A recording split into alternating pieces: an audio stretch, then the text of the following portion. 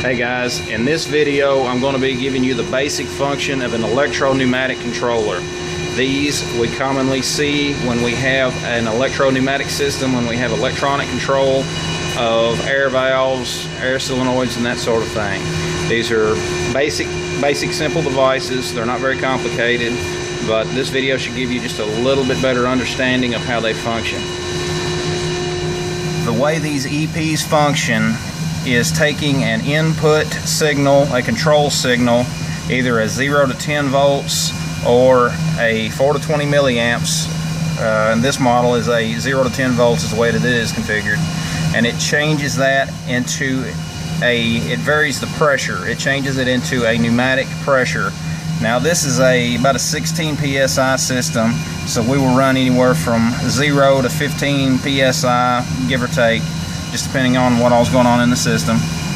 There's of course a 24 volt power supply to this particular EP, and right now I have a 0% on my command, on my output for this. And if I look to the EP, I measure my voltage. As you can see, my input signal is at 0 volts. Now what I'm going to do is I'm going to take it to 50%. Now the way that you can figure the operation of one of these EPs is imagine your 0 to 10 volt signal as 0 to 100% of your supply air pressure. At, say, if we were using a 20 volt or a 20 psi air supply, at 5 volts it would be half of our output, which would translate into 10 psi. What I'm going to do here is I am going to put in a value of 50%. What that will translate to on my EP is a 5 volt signal coming into it, which will bring me up to about half of my total air pressure.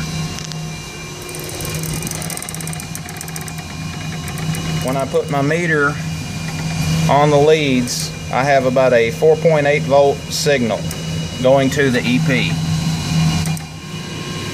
Here we can see that our cooling output is on 100%.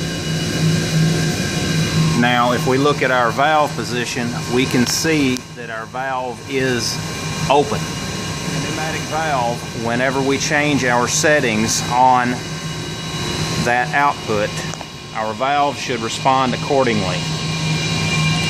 What I'm going to do now is I'm going to close that valve. This will take the voltage to the EP, the signal voltage, down to 0. We're going 0% on our output. Our voltage to our EP will drop to 0 as well. This will turn the air off to the pneumatic valve, and the valve will close, as you can see it doing now.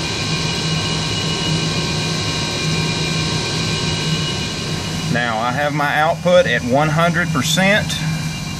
I am at about 16 psi. You can see that I have 9.8 volts. The EP will vary its pneumatic pressure output based upon the input signal that it is receiving. I hope this gives you a little bit better understanding of how the EPs work. Once again, these come in various styles. There are various different manufacturers out there making various different styles of these devices, but in principle they all work basically the same.